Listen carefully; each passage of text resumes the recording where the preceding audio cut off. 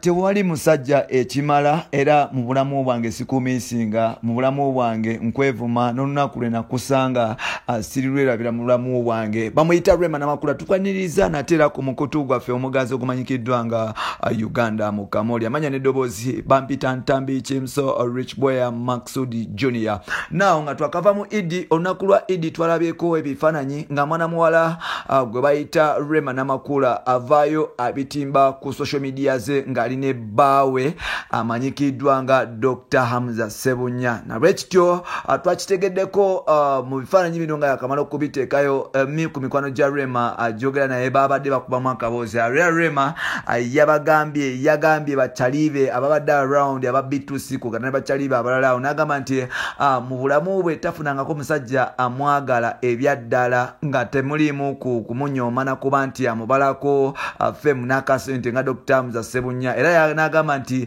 yawona kinene nnyo yawona ekibambulira eky'omusajja atafaayo, omusajja alowooza nti ye byakola bye bituufu wabula nga tafana ku mukyala, omusajja atamanyi kulabirira mukyala, omusajja atamanyi bwe bakwata mukyala, omusajja Edirisa Musuuza tamanyi ngeri gye bakwata mukyala, tamanyi kulabirira mukyala, tamanyi bwe bafa ku baana wabula aliwo kuba nti azaala n'okusuula n'okuba nti abakyala alowooza nti okubazimbira ennyumba n'okubawa emmotoka agebba ekibamala nga tabawa mukwano. Era Rema agamba nti ye mu bulamu bwe tejusa kuba nti aviira Edirisa Musuuza. Edirisa Musuuza oyo yamuliisanga akakanja n'okuba nti teyamulaga mukwano nga bwe yali asuubira. Mbwe ebbanga lyonna gye yalina yagumiranga just bizibu, era nga kati ssaawa zino akanyiiro kaaliko kalaga bulazi kamala bumazi n'okuba nti kalaga nti omusajja gwalina bambi amufaako. Rema yavuddeyo n'awana Dr. Hamza n'agamba nti musajja wange ono omupya Dr. Hamza bambi musajja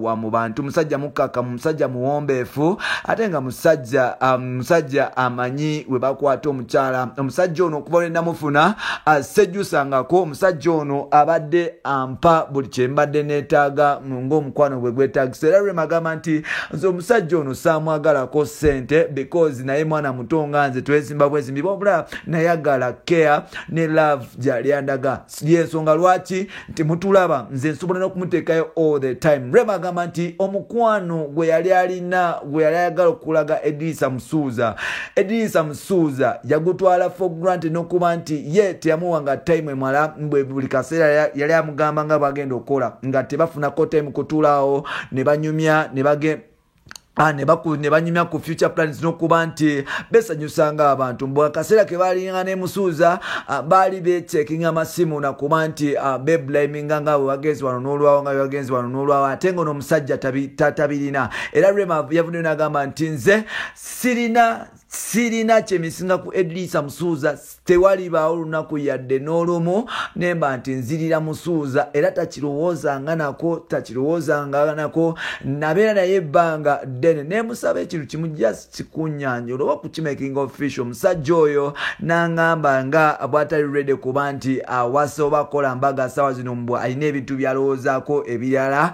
Nabwe kityo nange nenfuna musajja wange ono mwamwogerera mbwagenda kundekawo mu mwezi gomu naye kati tugenda kuweza mwaka ate nga tubadde nga naye okumala ebbanga lyonna. Era Rema yeno Idi esoose officially okuba nti afumira Dr. Hamza Ssebunya. However much Idi ziri ezisembyeyo emyaka ebiri egisembyeyo mabega. Era Rema ne Hamza babadde bakwatiranga olunaku lwa Idi bonna nga Rema asooka n'afumba ewa Dr. Hamza then n'avaayo n'afumbira ne Edirisa Musuuza Idi zonna ez'ebbiri ezisembyeyo. So n'olwekyo Rema yagambye nti musanyufu nnyo olw'omwami we olwa Keya omwami jamuwa ng'omukyala kwogata ne Keya omwami jawa omwana gwe balina. Era Rema agamba nti tasobola kuddayo wa Musuuza ne bw'aba afa ne bw'agenda ku musawo ki ne bw'aba agenda ku musawo ki Musuuza talina Keya. Bino n'ebirala by'oba olinda mu episodes zaffe ezidako. Muganda wange gw'atanaba kusubscribinga kugamba ekintu kimu nti subscribinga tubeere nga tutambula ffenna mpola.